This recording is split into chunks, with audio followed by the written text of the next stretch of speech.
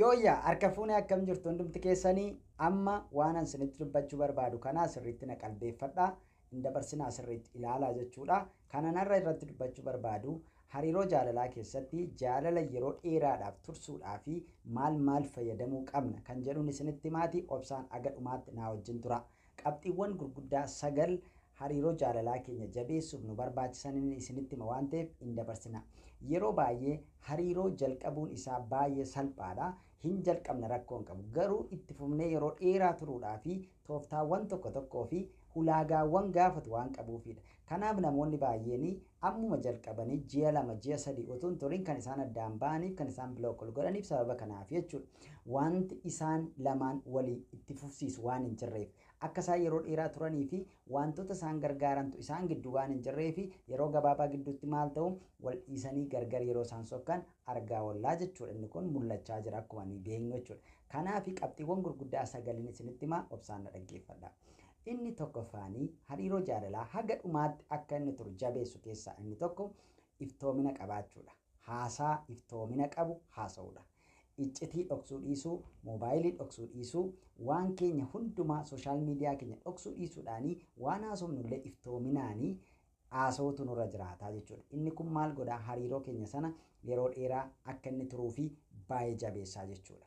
Inni lammaffaanii galateeffachuu baruudha. Teenkii jechuu baruudha.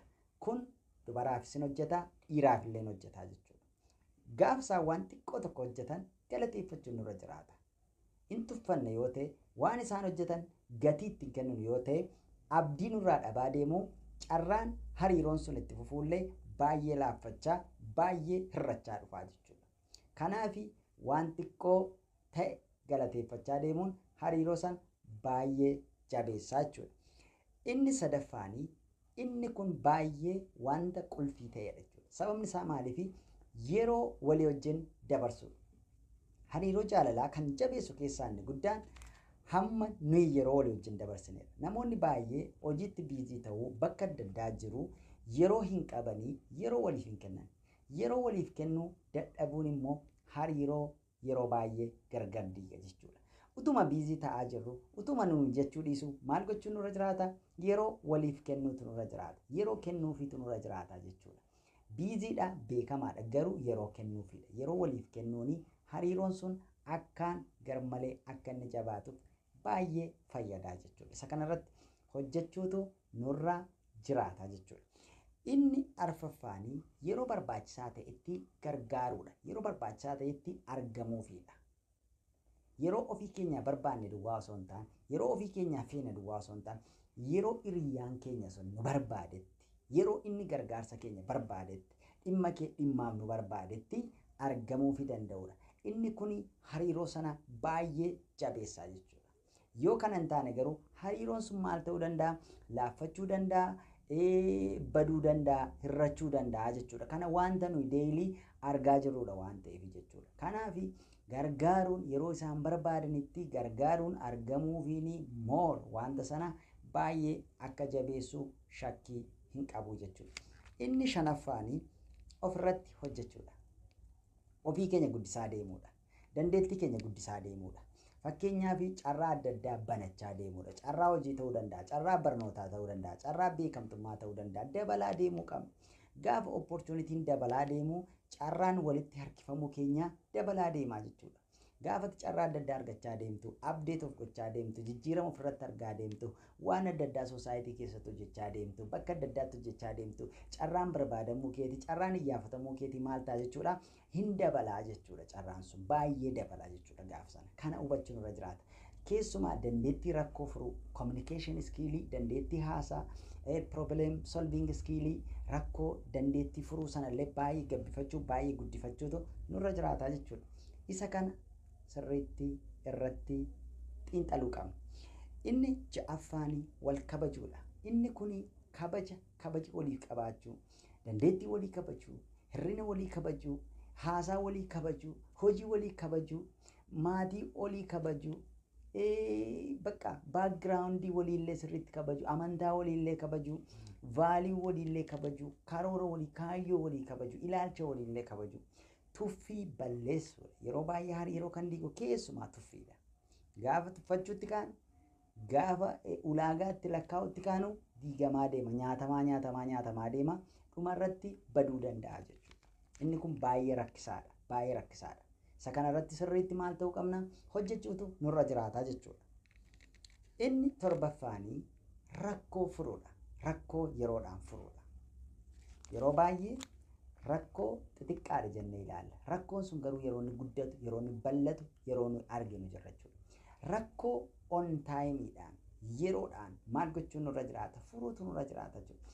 Rakkoo yeroodhaan yoo furre, rakkoo yoo balleessinee kaane dhiifama yoo gaafanne, bakka dabnee utuun tortorsin yoo turture maal ta'uu danda'a jechuudha baduu danda'a waan ta'eef utuun hin turini dabnee yeroodhaan maal gochuun nurra jiraata? Solvi gochaa deemuun nurra jiraata jechuudha. Rakkoo yeroodhaan furuun baay'ee bu'uuraadha jechuudha. Inni 8ffaan kun baay'ee qulfii fi baay'ee barbaachisaadha. Innis maa'inni yoo jettan amanamummaadha. Amanamummaa qabaachuu qabna. Hariiroo keenya sanaa fi amanamummaa baay'ee barbaachisa. Amanamummaan hin jiru taanaanii, hin amanamnu taanaanii, utuun jaallatiin diigamuun isaa gaaffii hin qabu jechuudha. Kanaaf utuu nama tokko wajjin haasa'aa jiru, nama kan biraa haasofsiisuu, nama kan biraa bira deemu, nama kan biraa wajjin taphachuu, waan kan biraa gochuun hariiroos gaa'ilas addaan diigaa jechuudha. Amanamummaa dhabuun. Amanamummaan qulfiidha jechuudha. Amanamaa ta'uu qabna bakka hiriyaa keenya sanaa fi amanamuutu nurra jiraata jechuudha. Amanamaa ta'uu qabna. Inni dhuma ilaalcha poozitiiva ta'e walii keenyaaf qabaachuudha. Kana jechuun waan gaarii yaadu yeroo hundumaa waan negatiiva duwwaa ilaalla yoo ta'e yaada negatiiva jecha negatiiva duwwaa keessaa barbaanna yoo ta'e maal ta'uu danda'a? Hariiroon keenya sun addaan fashalaa'uu danda'a jechuudha. Addaan diigamuu danda'a jechuudha. Kanaaf yaada poozitiiva jaaraa deemuun dura jira. Poozitiiva hiriyaa keenya sanallee dandeettii isaanii poozitiiva isa ta'e strengths isaanii cimina isaanii ilaalaa deemuun dura jiraata. Gaafa kana hariiroon keenya believe me wantoota aasee salgan kana yoo hojiirra oolchitan hariiroo keessan wanti addaan diigu hin jiru jechuudha. Wantoonni kun hin jiran taanaan immoo na amana yeroo gabaabaa gidduutti wanti isin jalqabdan sun yeroo inni diigamu argitu jechuudha. Sana hambisuudhaa fi maal gochuun sirra jiraata? Tooftaawwan kana yoo fayyadamne baay'ee tooftaa hojjetuudha. Mee irratti hojjedha. Namoonni baay'ee irratti hojjetanii ittiin milkaa'aniiru waan ta'eef isinillee irratti hojjechuudhaan maal gochuun sirra jiraata? Ittiin milkaa'u sirra jiraata.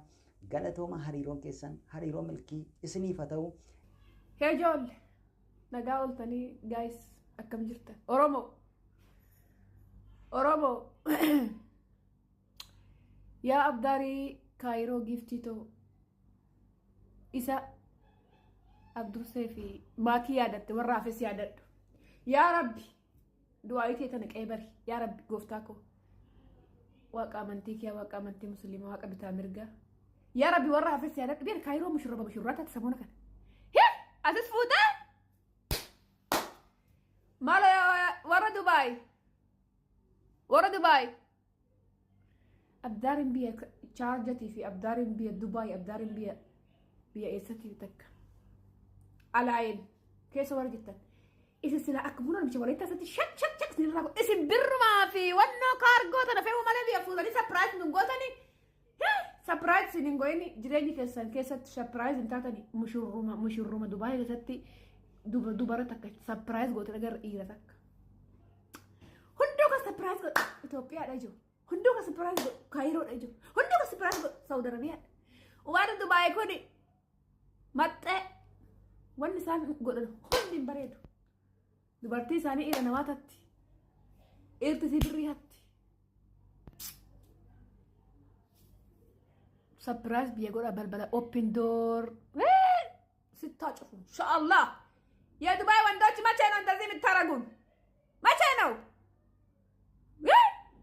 مداني انا دفت يارق اللي بلاتشو وندمي وسطالي من الارقه وندموش يمونوا لني ما اللي زاوت كايرو يا فكر جمرت كايرو موق عيطوال يسدت اجر ነው ብትባለው አይደለችም ያው የፍቅር አገር ነች ካይሮ ማለት ነው የቀራ ማግረባት ለኛም ዝነብ ለባት በናት ምን ታገባናለህ?